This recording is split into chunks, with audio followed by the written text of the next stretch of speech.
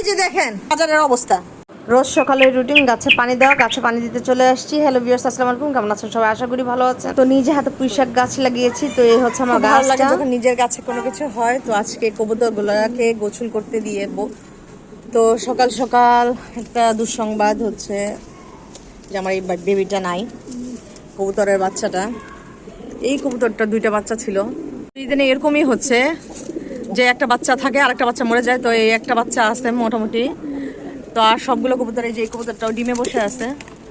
আর এই যে পর্তুলিকার ফুল ফুটছে। বুয়া সকাল সকাল কাপড় ধুয়ে দিয়ে গেছে, এই যে মাথার উপর কাপড় আর কাপড়।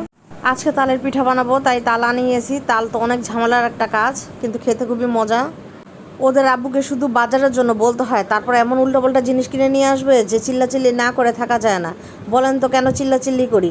এই দেখেন, শাপলা দিয়ে খাবো দেখে চিংড়ি মাছ আনতে বলছি, নিয়ে আসছে লবস্টার। এই লবস্টার দিয়ে কি বলেন, এই লবস্টার দিয়ে কেউ কোনো দিন এই শাপলা ভাজি করে খেয়েছেন? আর ইলিশ আছে, এটা ঠিক আছে, এখন ইলিশ দিয়েই করতে হবে, আর কোনো উপায় নাই।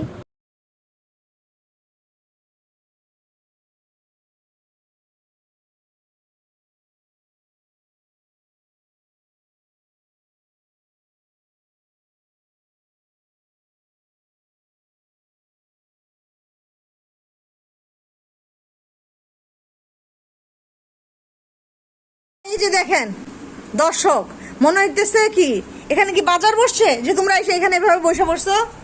এই দেখো, এগুলা চিংড়ি, কাঁকড়ার মতো দেখতে, দেখছো? কাঁকড়ার মতো দেখতে, এগুলা হলো চিংড়ি, এগুলা লবস্টার, বুঝছো? লবস্টার। দেখো মাথাটা কিরকম ধারালো, এই দেখো, এই যে এগুলা শিঙের মতো, কি খোঁচা খোঁচা, ও মা, একেবারে কাটা, গোলাপের কাটার চেয়েও ধারালো।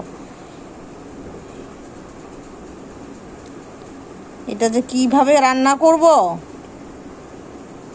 তো এত ঝগড়াঝাটির পর নিজেকেই রান্না করতে হলো। তো আমরা লবস্টারটাকে ঝাল ফ্রাইয়ের মতো করেছি, পরোটা দিয়ে খাচ্ছি। শাপলা রেখে দিলে শুকিয়ে যায়, এই জন্য আমি এই যে শাপলা কেটে নিচ্ছি। শাপলা ফুলটা দেখতে কি সুন্দর, মনে হচ্ছে পানিতে ডুবিয়ে রাখি, তো এভাবেই কেটেছি। তো এভাবে ছোট ছোট করে পিস করে নিয়েছি। শাপলা আগে ছিলতে হয় আর তারপর পিস করলেই হয়ে যায়। এই যে দেখেন শাপলার যে ছেলার পর খোসাগুলো, আর অজিহা লম্বা লম্বা করে রেখে দিয়েছে। ও বলতেছে আম্মু এগুলো দিয়ে তো সুন্দর দড়ি হবে। কমপক্ষে দড়ি কী করে বানাইতে হয় সেটা তো শিখুক। আর এই যে শাপলা আমি চিংড়ি মাছ দিয়ে চড়িয়ে দিয়েছি, ছোট ছোট চিংড়ি, ওই চিংড়িগুলো দিই নেই। মাছ ভাজা দিয়ে দুপুরে ভাত মেখে নিচ্ছি, মাছের তেল নিয়েছি বেশি করে। আর এই যে মাছ ভাজা, আর এখানে শাপলার তরকারিটা নিয়ে নিয়েছি, এটা দিয়ে খেতে খুবই পছন্দ করে আসিফ। আজকে যদিও খুব একটা বৃষ্টি বৃষ্টি আবহাওয়া না, রোদই ছিল সকালে। তো কবুতরগুলোকে গোসল করতে দিয়ে দিলাম। এই যে কবুতরকে জীবাণুমুক্ত রাখার জন্য আর রোগ বেলায় জানি না হয়, এই জন্য এই নীল পানি দিয়ে গোসল করাই দেই। আর এতে গোসল করতে ওরা খুব স্বাচ্ছন্দ্য বোধ করে। এই সাদা পানি দিয়েও গোসল করে, এটাতেও গোসল করে, ওদের দিলে বোঝাতে হয় না যে এটাতে গোসল করবে কি করবে না। আর এই যে শিমু চলে আসছে আমার কাছে। শিমু আসো আসো। বছরের একটা জিনিস তালের পিঠা, মা খালারা খাওয়াইছে, খেয়ে শিখে ফেলছি, এখন তো করতেই হবে। পাশের বাসার থেকে তালের পিঠার গন্ধ আসতেছিল, মেয়ে বললো আম্মু তালের পিঠা খাবো, তো বানিয়ে ফেললাম তালের পিঠা। তো এভাবে আস্তে আস্তে অনেকক্ষণ সময় ধরে করতে হয় তালের পিঠা।